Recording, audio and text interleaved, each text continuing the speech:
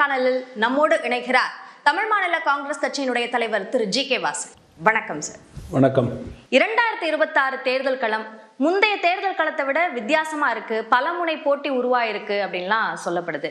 இது சாதகமா இருக்கும்னு நினைக்கிறீங்களா அல்லது உங்க கூட்டணிக்கு சவாலா இருக்கும்னு நினைக்கிறீங்களா? 2026 தமிழகத்தினுடைய சட்டமன்ற களம் அதிமுக தலைமையிலான என்டிஏ கூட்டணிக்கு வெற்றி களமாக இருக்கும். அதற்கு அடித்தளம்தான் பலமுனை போட்டி. தேசிய ஜனநாயக கூட்டணி திமுகவினுடைய எதிர்ப்பு வாக்குகளை ஒருங்கிணைக்கணும், கன்சாலிடேட் பண்ணணும் என்ற அடிப்படையில தான் அது ஒரு மெகா கூட்டணியாக உருவாகணும் என்பதற்கான முயற்சி பெருமளவுல மேற்கொள்ளப்பட்டது. அதுல உங்களுடைய பங்கு மிக முக்கியமானது அப்படின்னே சொல்லலாம். இப்போ அது அப்படியே நடக்கும் அப்படின்னு எதிர்பார்க்குறீங்களா? தேசிய ஜனநாயக கூட்டணி அதனுடைய கூட்டணியினுடைய முழு வடிவம். அதற்கு காரணம் பாஜக அதிமுக தலைமை என்பதை நான் மூலதிலே உறுதிப்படுத்த விரும்புகிறேன். அதில் எங்களை பங்கெல்லாம் அதில் இல்லை. அவர்கள் பங்கு தான் உறுதியான பங்கு, இறுதியான பங்கு. இன்றைக்கு தமிழக மக்களுடைய மனநிலை ஆட்சி மாற்றம் மட்டுமல்ல, முன்னேற்றம். அதற்கு தேவை மத்திய மாநில அரசுகளுடைய இணக்கம். இதன் அடிப்படையிலே எதிர்மறை வாக்குகள் எதிர்பார்ப்பை விட அதிக அளவுக்கு பல முனை போட்டி இருந்தாலும் அதிமுக தலைமையிலான கூட்டணிக்கு வரக்கூடிய பிரகாசமான வாய்ப்பு இருக்கிறது. அதுவே எங்களுடைய வெற்றியை உறுதி செய்யும். இணக்கம் அவசியம்னு சொல்றீங்க மத்திய மாநில அரசுகளுக்கு இடையே.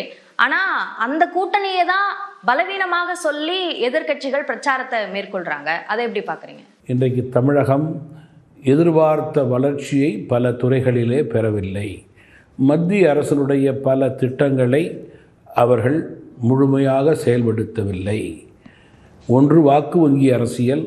2, மத்திய அரசை திமுக அரசு எதிர்கட்சியாக பார்க்கவில்லை, வாக்கு வங்கிக்காக எதிரி கட்சியாக பார்த்தார்கள். அதனால் பாதிப்பு தமிழகத்தினுடைய வளர்ச்சிக்கும் மக்களுக்குமே.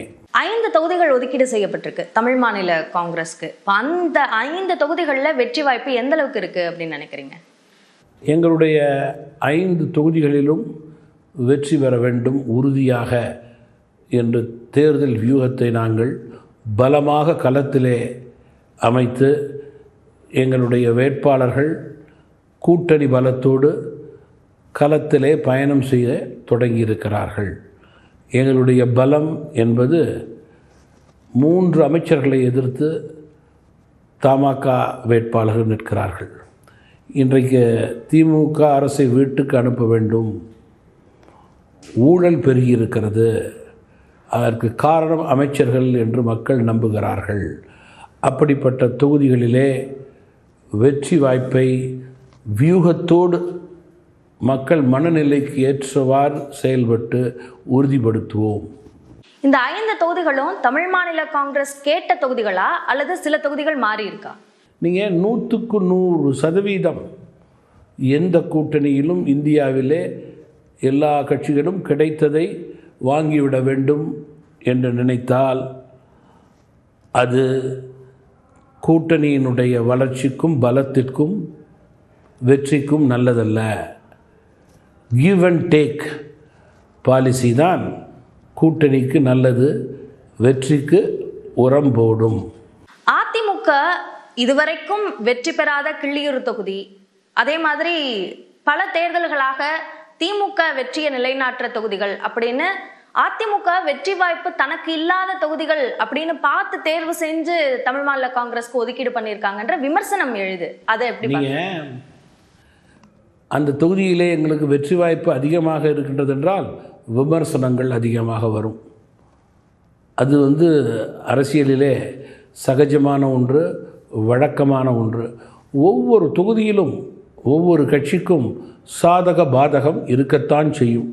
எந்த கட்சிக்கும் 100% எந்த தொகுதியும் சாதகமாக இல்லை.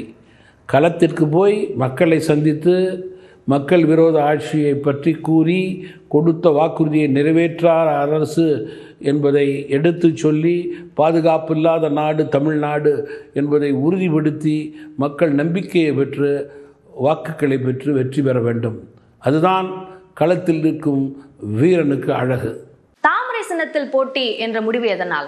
2 சின்னங்களிலே மாறி நின்று வெல்ல முடியாத ஒரு சூழல், மக்களிடம் சென்று சேர்க்க முடியவில்லை புது சின்னத்தை. எனவே கட்சியிலே உட்கார்ந்து பேசி முடிவெடுக்கப்பட்டது, பாலிசி டிசிஷன், எந்த கூட்டணியோடு நேரடியாக கூட்டணியில் இருக்கிறோமோ அந்த சிம்பலை பெற்று நிற்கலாம், அது மரியாதை, கூட்டணிக்கு கொடுக்கின்ற மரியாதையாக இருக்கும் என்று இரட்டை இலை சின்னத்திலே நின்றோம். அன்று வெல்ல முடியவில்லை என்றாலும் கூட 2024 நாடாளுமன்ற தேர்தல், அதில் எனக்கு 3 நாடாளுமன்ற தொகுதி பாஜக ஒதுக்கினார்கள். அன்றைக்கு நான் அதிமுகவோடு இல்லை, வெளியில் திரு மோடி அவர்கள் பிரைம் மினிஸ்டர் ஆக வேண்டும்னு சப்போர்ட் பண்ணோம். அன்றைக்கி பாஜக தாமரை சின்னத்திலே நிற்க வேண்டும் என்று அன்றைக்கும் சொல்லலை, இன்றைக்கும் சொல்லலை.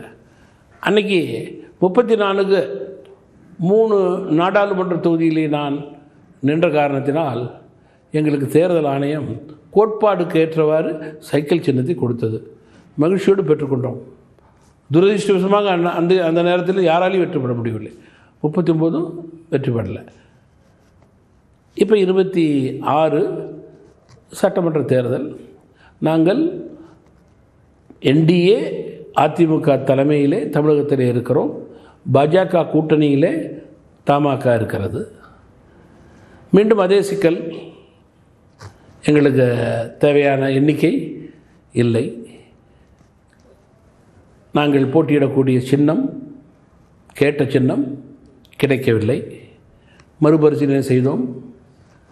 அதே பாலிசி டிசிஷன், எந்த கட்சியோடு கூட்டணியில் இருக்கிறோமோ அந்த சின்னத்தை பெற்றுக்கொண்டோம். நாங்கள் வேண்டுமானால் சோஃபா, சேர், கிரிக்கெட் பேட், ஃபுட்பால் என்று எந்த சின்னத்தை வேண்டுமானாலும் பெற்றுக்கொள்ளலாம். அதுக்கு தேர்தல் ஆணையத்திலே எங்களுக்கு உரிமை இருக்கிறது, ஜனநாயகத்தில் இடம் இருக்கிறது. புது சின்னத்தில் போட்டு மக்களிடம் ரீச் செய்யவில்லை என்றால் என்ற சந்தேகம் கட்சிக்கு ஏற்பட்டது. வெல்ல வேண்டும், சட்டமன்றத்திலே குரல் கொடுக்க வேண்டும் என்ற எண்ணத்தின் அடிப்படையில் நாங்கள் எந்த கூட்டணியிலே அதிகாரப்பூர்வமாக இருக்கிறோமோ அந்த கூட்டணியின் சின்னத்திலே போட்டியிடுகிறோம். ரீச் தான் நோக்கம் அப்படின்னா தமிழ்நாட்டில் இரட்டலைக்கு அதிக ரீச்சா, தாமரைக்கு அதிக ரீச்சா? தாமரை தமிழகத்தினுடைய முதல் கட்சி, முதல் பிரபலமான சின்னம் என்று சொல்வதிலே தப்பு கிடையாது. இந்தியாவினுடைய முதல் பிரபலமான சின்னம் தாமரை. இந்தியாவினுடைய முதல் கட்சி பாஜக. தாமரை சின்னம் என்பது மிகப்பெரிய அளவிலே தமிழகத்திலே வளர்ந்து உயர்ந்து சிறந்து நிற்கிறது. சென்ற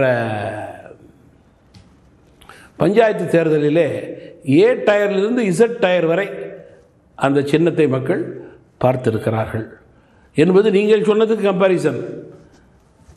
டபுள் இன்ஜின் சர்க்கார் என்றால் 2 சின்னமும் ஒரே நிலையிலே தமிழகத்திலே போட்டியிட்டு 2 சின்னத்திற்கும் மக்கள் மதிப்பளித்து 2 சின்னத்திற்கும் அவருடைய எண்ணங்களை பிரதிபலித்து வாக்களிக்கப் போகிறார்கள். அப்படி இருக்கும்போது 2 சின்னமும் எங்களை பொறுத்தவரையிலே மக்கள் ஒரே நிலையிலே தான் பார்த்து வாக்களிப்பார்கள் என்பதிலே மாற்று கருத்து கிடையாது. இதுல இன்னொரு கேள்வி என்னன்னா, அதிமுக தலைமையில தான் கூட்டணி அப்படின்னு சொல்றீங்க. அப்போ அந்த கூட்டணிக்கான தலைமை அதிமுக எனும் போது பாஜகவோட சின்னத்துல போட்டியிடணும் அப்படின்ற ஒரு நிலைய, ஒரு முடிவை நீங்க எடுக்கிறது அதிமுக தலைமையிலான கூட்டணி கட்சிகள் தனியாகவும் பாஜக தலைமையிலான கூட்டணி கட்சிகள் தனியாகவும் இயங்குதோ அப்படின்ற கேள்வி எழுது. அம்மா, கூட்டணி ஒன்று, இதில் என்ன புரிதல் வேண்டியிருக்கு? இன்னும் உங்களுக்கு நான் அதில் அரசியல் புரிதல் வேண்டுமென்றால் பாமகவுக்கு யார் சீட் ஒதுக்கினார்கள்? அதிமுக. ஏன் பாஜக ஒதுக்கல? ஏன் தமாகவுக்கு பாஜக ஒதுக்குறாங்க? இது கூட்டணிக்குள்ள இருக்கிற ஒற்றுமை எங்குள்ள ஏன் காங்கிரஸ் கட்சிக்கு காங்கிரஸ் தலைமை ஒதுக்குது, திமுக ஏன் ஒதுக்கலன்னு கேள்வி கேட்கலாம் இல்லையா? தவறு இல்லையா?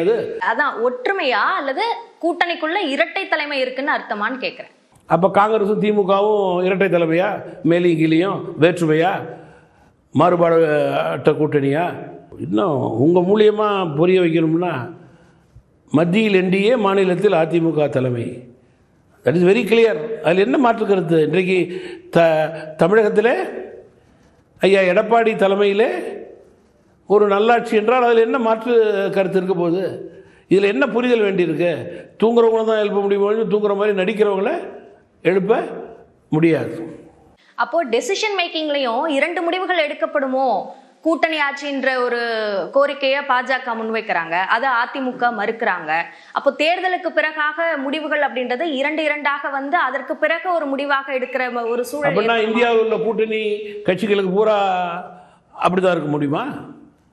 எல்லா கட்சியும் எல்லா மாநிலத்திலும் கூட்டணியில் இருக்காங்க, எல்லாம் வேறுபட்ட முடிவு தான் எடுப்பாங்களா? அது தவறு. கூட்டணி என்றால் ஒத்த கருத்துடைய கட்சிகள். எதற்காக டபுள் இன்ஜின் சர்க்கார்னு சொல்கிறோம்? எதற்கு மத்திய மாநில அரசுகளுடைய இணக்கம் வெற்றின்னு சொல்கிறோம்? கூட்டணிக்கு பிறகு எங்களுடைய இலக்கு 200க்கு மேலே வரணும்னு எங்கள் கணக்கு. அதற்கு பிறகு நம்பர்ஸுக்கு தகுந்தாப்புல கூட்டணி கட்சிகள் 2 முடிவு செய்ய வேண்டிய விஷயங்களை தமிழ் மாநில காங்கிரஸ் கட்சியினுடைய தலைவர் முடிவு செய்ய முடியாது. இப்போ அதிகாரத்துல பங்கு அப்படின்ற கோரிக்கை இந்த தேர்தலில் முந்தைய தேர்தல்களை விட ரொம்ப அதிகமாக எழுந்திருக்கு. முக்கியமா திமுக கூட்டணியிலையும் காங்கிரஸ் அந்த கோரிக்கை வச்சாங்க, விடுதலை சிறுத்தைகள் கேட்டாங்க, ஆனால் இந்த தேர்தல் அது சாத்தியம் இல்லை அப்படின்றத ஒப்புக்கொண்டாங்க. இதற்கு அடிப்படை விஜய் அப்படியான ஒரு வாய்ப்பை அறிவித்தது தான் காரணம்னு நினைக்கிறீங்களா?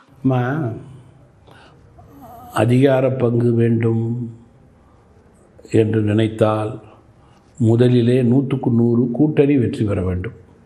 அதற்குண்டான உழைப்பு தேவை.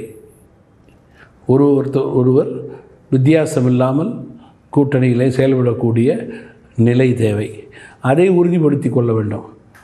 அப்பொழுதுதான் அடுத்த கட்டத்துக்கே அவங்க நினைக்க முடியும். நீங்க கூட்டணியில இருந்தீங்க, இப்போ அவரையும் விஜயம் ஒரே இடத்துல வைக்கிறது அப்படின்றது வந்து எப்படி பார்க்குறீங்க?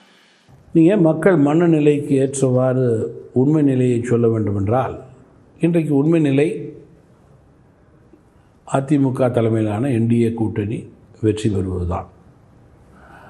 2, 3 நிலையிலே யார் வருவார்கள் என்று அவர்களுக்கு இடையே போட்டி இருக்கும்போது முடிவுகளுக்கு பிறகுதான் நீங்கள் இதற்கு பதில் கூற முடியும். தமிழ்நாட்டில் இருக்க சிபிஎஸ்இ பள்ளிகளில் மும்மொழி கொள்கை நடைமுறைப்படுத்துறதுக்கான சுற்றறிக்கை அனுப்பப்பட்டிருக்கு. ஸோ இதில் அதிமுக மற்றும் கூட்டணி கட்சிகளோட நிலைப்பாடு என்ன அப்படின்னு முதலமைச்சர் கேள்வி எழுப்புறார். பல பிரச்சனைகள் தமிழகத்தில்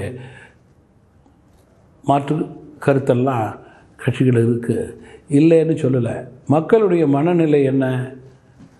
பாதுகாப்பாக வாழ வேண்டும், பொருளாதார ரீதியாக உயர வேண்டும் என்பதுதான். அதுதான் அடித்தளம்.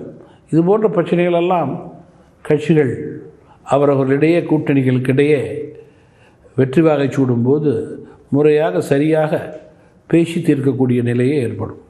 மும்மொழி கொள்கையில் திரு வாசனோட நிலைப்பாடு என்னன்னு கேட்குறேன். ஹிந்தி இந்தியாவினுடைய 3வது அணி மொழி என்று யாரும் கட்டாயப்படுத்தவில்லை. எந்த மொழி வேண்டாமானாலும் எடுத்துக்கொள்ளலாம். அதில் ஹிந்தி ஒன்று என்று கூறும்போது அதில் பிழைக்கு என்ன இருக்கிறது?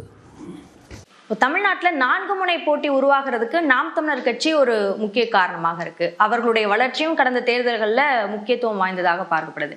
ஸோ அவங்களோட தேர்தல் செயல்பாடுகள் பற்றி உங்களுடைய கருத்து? மரியாதைக்குரிய திரு ஸ்ரீமான் அவர்கள் கொள்கை பிடிப்போடு பயணிப்பவர், கடின உழைப்பாளி.